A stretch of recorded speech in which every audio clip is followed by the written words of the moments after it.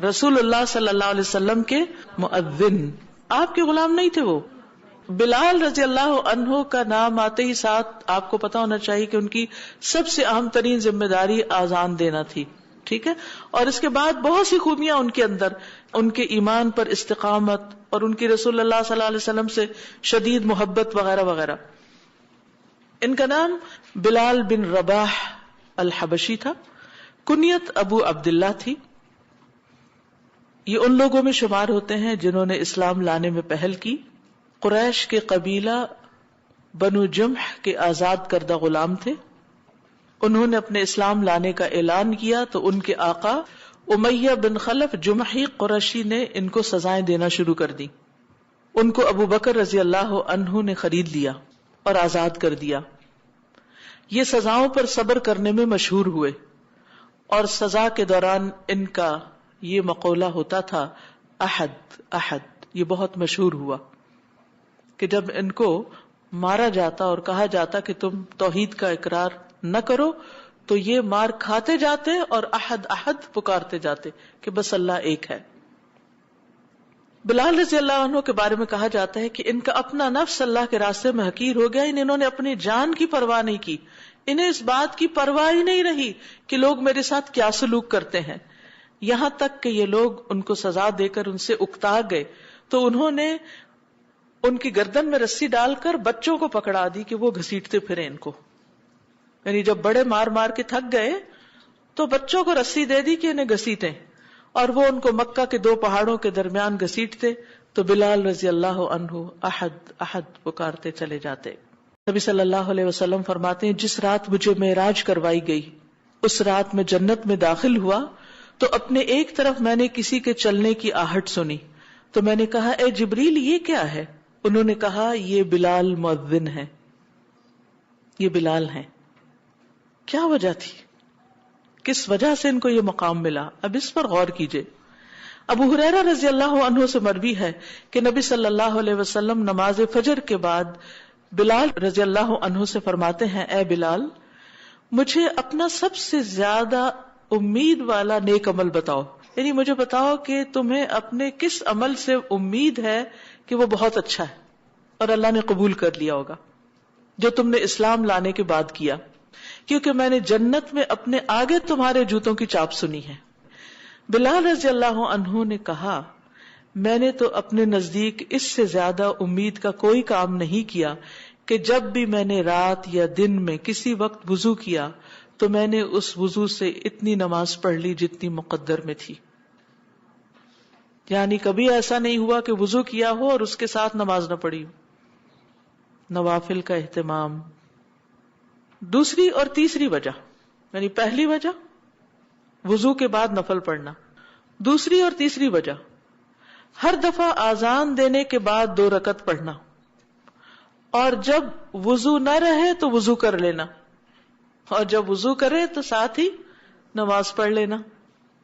سنن ترمذی کی روایت ہے، بریدہ فرماتے ہیں کہ میں ایک دن صبح کے وقت رسول اللہ صلی اللہ علیہ وسلم کے پاس تھا. آپ نے بلال رضی اللہ عنہ کو بلایا اور پوچھا اے بلال کیا وجہ ہے کہ تم جنت میں داخل ہونے میں مجھ سے آگے نکل گئے، مجھ سے سبقت لے گئے؟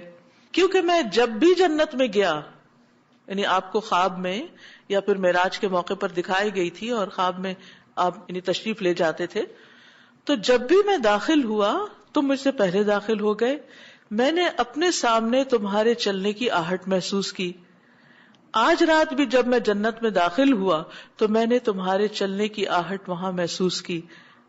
بلال رضی اللہ عنہ نے عرض کیا اے اللہ کے رسول صلی اللہ علیہ وسلم ایسا کبھی نہیں ہوا کہ میں نے آذان دی ہو اور 2 رکعتیں نہ پڑھی ہوں، آذان دی ہو اور 2 رکعتیں نہ پڑھی ہوں، اور نہ کبھی ایسا ہوا ہے کہ میں بے وضو ہوا ہوں اور میں نے اسی وقت وضو نہ کر لیا ہو. I always stay in the state of purity. اور یہ نہ سمجھا ہو کہ اللہ کے لیے میرے اوپر 2 رکعتیں واجب ہیں، یعنی مجھے اس وقت نماز پڑھنی چاہیے. اس پر رسول اللہ صلی اللہ علیہ وسلم نے فرمایا انہیں دونوں رکعتوں یا دونوں خصلتوں کی وجہ سے یہ مرتبہ حاصل ہوا ہے، وضو اور نماز کی وجہ سے. ہم سب چاہتے ہیں کہ ہم بھی جنت میں جائیں، لیکن نماز ہم پہ بہت بھاری. فرض نماز بھی جیسے تیسے ادا کرتے ہیں, نوافل تو کہاں, سنتیں تو ویسے ہی رخصت ہو گئی, جلدی جلدی جلدی. ہر موقع پر ایک ہی بات ان کو جنت میں آگے اگلے مقامات تک لے جانے والی ہے, اور وہ ہے نوافل. یہ فرض نماز کی بات نہیں ہو رہی, نوافل کی بات ہو رہی ہے. آپ بھی دعا کریں کہ اللہ ہمیں نماز سے محبت دے. اللہم اجعلنی من التوابین واجعلنی من المتطہرین.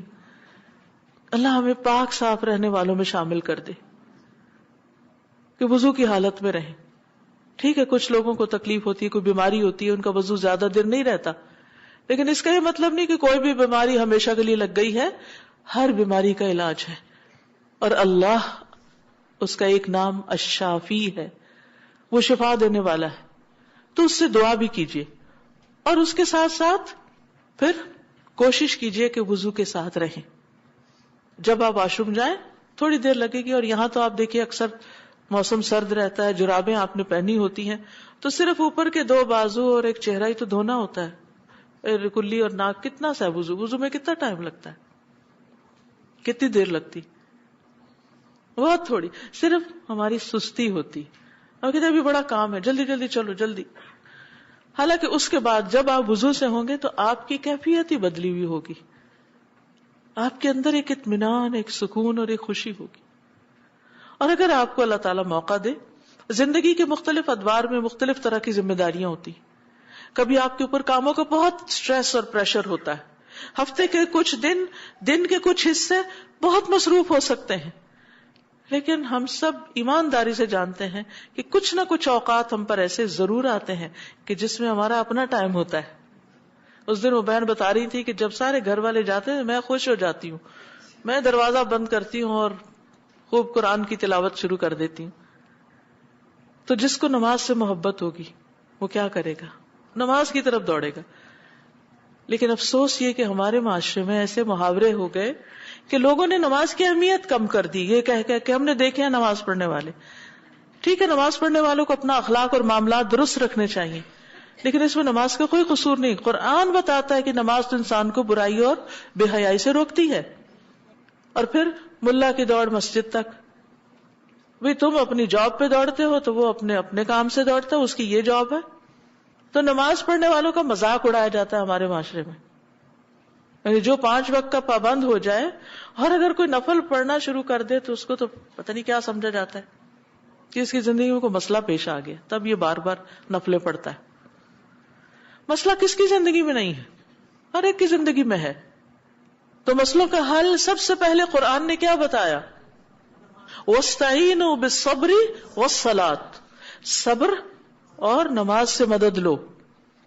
تو اگر آپ کی عادت میں نماز کا شوق ہو جائے اور نماز کی رغبت ہو جائے اور نماز کی طرف توجہ ہو جائے اور اپنے فرصت کے اوقات میں کچھ نہ کچھ وقت نکال کر نماز کی طرف آپ دوڑیں, کیسے مسائل نہیں دوڑ جائیں گے, بھاگ جائیں گے. اور ڈپریشن کا تو علاج یہی ہے کہ آپ اپنے بازو دھوتے ہیں, اپنا چہرہ دھوتے ہیں, اپنے کانوں کو مسح کرتے ہیں, تو اس کے بعد آپ کے اوپر سے وہ نجاست اترتی ہے, وہ پریشانی اترتی ہے. آپ دیکھیے جنگ بدر میں کیا ہوا تھا, اللہ سبحانہ وتعالیٰ نے بارش نازل کی اور پھر اس سے مسلمانوں کو سکون دیا, ان کے وسوسوں کو دور کیا. شیطان کی نجاست, اب شیطان کی نجاست کیا ہے؟ شیطان کی نجاست وسوسے ہیں. وہ ہمیں غمگین رکھتا ہے, وہ ہمیں خوف زدہ رکھتا ہے, وہ ہمیں پریشان رکھتا ہے, ایسی باتوں کے بارے میں سوچواتا رہتا ہے جن کا کوئی وجود نہیں ہوتا, اور ہمیں خوف دلاتا ہے یہ ہو گیا تو یہ ہو جائے گا, وہ ہو گیا تو کچھ ہمارے پاسٹ ایکسپیرینس ہوتے ہیں برے, جن کی وجہ سے ہم اپنے فیوچر کے بارے میں پریشان رہتے ہیں. تو ضروری تو نہیں کہ جو پاسٹ میں ہو چکا وہ ضروری دہرایا جائے گا, وہ تبدیل بھی ہو جائے گا. جن لوگوں کے ساتھ ہماری کچھ انبن ہوئی, اللہ ان کے لیے ہمارے دلوں میں محبت بھی پیدا کر سکتا ہے. لیکن بلال رضی اللہ عنہ کی زندگی سے جو سب سے بڑا سبق ملتا ہے وہ ان کے ایمان پر استقامت کے بعد ان کی نماز سے محبت اور نوافل سے محبت ہے. اور پھر اذان دینے والوں کے جو بلند مقام ہے اس کا بھی ہمیں پتہ چلتا ہے. حضرت بلال کے کوئی رشتہ دار نہیں تھے مکہ میں, وہ غلام تھے, وہ سیاہ فام تھے, نہ شکل و صورت, نہ مال, نہ خاندان, نہ بال بچے, کچھ بھی تو نہیں دنیا کا, لیکن کیسی محبتیں کمائی کہ آج ہم میں سے کتنے لوگ اپنے بچوں کا نام بلال رکھتے ہیں اور محبت سے رکھتے ہیں. تو جو اللہ سے محبت کرتا ہے نا وہ بھی نماز پڑھتا ہے کیونکہ اللہ سے ملاقات کا ذریعہ ہے. اور جو اللہ سے محبت کرتا ہے پھر اللہ تعالیٰ بندوں کے دل میں اس کی محبت ڈال دیتے ہیں.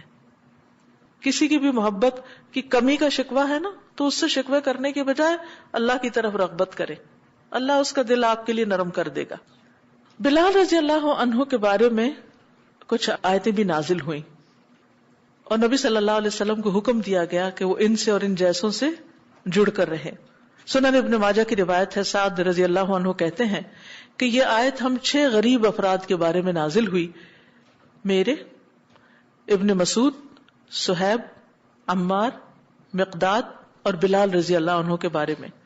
کہتے ہیں کہ قریش نے رسول اللہ صلی اللہ علیہ وسلم سے کہا ہم ان کے پیروکار نہیں بننا چاہتے, لہٰذا آپ انہیں اپنے پاس سے ہٹا دیں. یعنی ہم آپ کی مجلس میں آنا چاہتے ہیں, آپ سے کچھ سیکھنا چاہتے ہیں, سننا چاہتے ہیں, لیکن یہ غلام اور غریب لوگ جن کا کوئی سٹیٹس نہیں, یہ آپ کے آس پاس بیٹھے رہتے ہیں, تو ہم ان کے ساتھ نہیں بیٹھ سکتے کہ ہم اعلی مقام کے لوگ ہیں, آپ ان کو ہٹا دیں, ہم آ جائیں گے. تو وہ کہتے ہیں کہ قریش کی اس بات سے رسول اللہ صلی اللہ علیہ وسلم کے دل میں اللہ کی مشیت سے کوئی خیال آیا. شاید آپ نے سوچا اچھا اگر یہ مسئلہ ہے تو ٹھیک ہے, ذرا ان کو ایک طرف کرتا ہوں اور ان کو بلا لیتا ہوں, واللہ عالم. تو اللہ تعالیٰ نے یہ آیت نازل کر دی, وَلَا تَطْرُدِ الَّذِينَ يَدْعُونَ رَبَّهُمْ بِالْغَدَاةِ وَالْعَشِيِّ يُرِيدُونَ وَجْهَهُ. ان لوگوں کو اپنے پاس سے مت ہٹائیے گا جو صبح و شام اپنے رب کے چہرے کا ارادہ رکھتے ہیں کہ ہم اللہ کا دیدار کرنا چاہتے ہیں. یریدون وجہہ, وجہ کو وجہ ہی کہیں گے, اللہ کا چہرہ, وہ اللہ کا چہرہ چاہتے ہیں, اللہ کی ملاقات چاہتے ہیں. انہیں آپ سے اور کچھ نہیں, یہ آپ کے پاس کیوں آتے ہیں؟ یہ صرف اللہ کی محبت میں آتے ہیں, یہ دین سیکھنے کے لیے آتے ہیں, شوق سے آتے ہیں, ان کو کوئی ایشو نہیں, ان کو نہیں ہٹانا یہاں سے. کیا مقام تھا اللہ کی نگاہ میں ان لوگوں کا جو اللہ کی خاطر آپ کے پاس آتے تھے. اور وہ بڑے بڑے قریش کے سردار, کوئی مقام نہ تھا ان کا اللہ کی نگاہ میں کہ جو آپ کے پاس آنے کے لیے شرائط لگاتے تھے. پھر اسی طرح ایک اور روایت سے ہمیں پتہ چلتا ہے, اور یہ صحیح مسلم کی روایت ہے, معاویہ بن قرہ نے عائد بن عمر سے روایت کی کہ ابو سفیان چند لوگوں کی موجودگی میں سلمان, صہیب اور بلال رضی اللہ عنہ کے پاس آئے. انہوں نے ابو سفیان وغیرہ سے کہا, اللہ کی قسم, اللہ کی تلواریں اللہ کے دشمن کی گردن میں اپنی جگہ تک نہیں پہنچی. کہتے ہیں اس پر ابو بکر رضی اللہ عنہ نے کہا, تم لوگ قریش کے شیخ کے بارے میں, سردار کے بارے میں ایسا کیوں کہہ رہے ہو؟ پھر ابو بکر رضی اللہ عنہ حضور صلی اللہ علیہ وسلم کے پاس ہے اور انہیں آ کر یہ واقعہ بتایا, یہ بات بتائی کہ اس طرح بلال یہ کہہ رہے تھے تو میں نے یہ کہا. آپ نے فرمایا, ابو بکر شاید تم نے ان کو ناراض کر دیا ہو, یعنی تم نے ان کی بات کو کاٹا. اگر تم نے ان کو ناراض کیا تو اپنے رب کو ناراض کیا, اگر تم نے بلال کو ناراض کیا تو اپنے رب کو ناراض کیا. ابو بکر فوراً ان کے پاس آئے اور کہا, اے میرے بھائیو, کیا میں نے تمہیں ناراض کیا؟ انہوں نے کہا, نہیں میرے بھائی, یغفر اللہ لک, اللہ آپ کی مغفرت فرمائے, ہم نے آپ کی بات کو مائنڈ نہیں کیا. اس سے اندازہ لگائیں کہ ان غلاموں کا ایمان کی وجہ سے کتنا بڑا مقام تھا. کوئی بھی شخص جو اللہ کی نگاہوں میں مقرب بننا چاہتا ہے اس کے لیے اس کے سوا کوئی چارہ نہیں کہ وہ نیکی میں آگے بڑھے, ان کاموں میں آگے بڑھے جو اللہ تعالیٰ کو پسند ہے. بلال رضی اللہ عنہ کی جو اہم ترین ذمہ داری تھی وہ آذان کی ذمہ داری تھی, کیونکہ ان کی آواز بڑی خوبصورت تھی. یہ دور جاہلیت میں گیت گاتے تھے. ان کے اسلام لانے کے بعد جب آذان کا حکم ہوا تو آپ صلی اللہ علیہ وسلم نے یہ ذمہ داری ان کو دے دی. اس کے علاوہ حضرت ابن ام مکتوم نابینا جو تھے وہ بھی آپ کے مؤذن تھے. نبی صلی اللہ علیہ وسلم کو ایک بار یہ فکر ہوئی کہ لوگوں کو نماز کے لیے کیسے جمع کیا جائے. تو ہوا یہ کہ عبداللہ بن زید بن عبد ربی اپنی مجلس سے لوٹے تو وہ بھی اسی چیز کے بارے میں فکر مند تھے جس کے بارے میں نبی صلی اللہ علیہ وسلم فکر مند تھے. تو انہیں خواب میں آذان سنائی گئی تو وہ صبح نبی صلی اللہ علیہ وسلم کی خدمت میں پہنچے اور آپ کو خبر دی. تو آپ نے فرمایا, اے بلال کھڑے ہو جاؤ, دیکھو جو عبداللہ بن زید تمہیں بتائے وہی کرو. چنانچہ بلال رضی اللہ عنہ نے آذان دی. جب حضرت عمر نے یہ آذان سنی تو کیا ہوا؟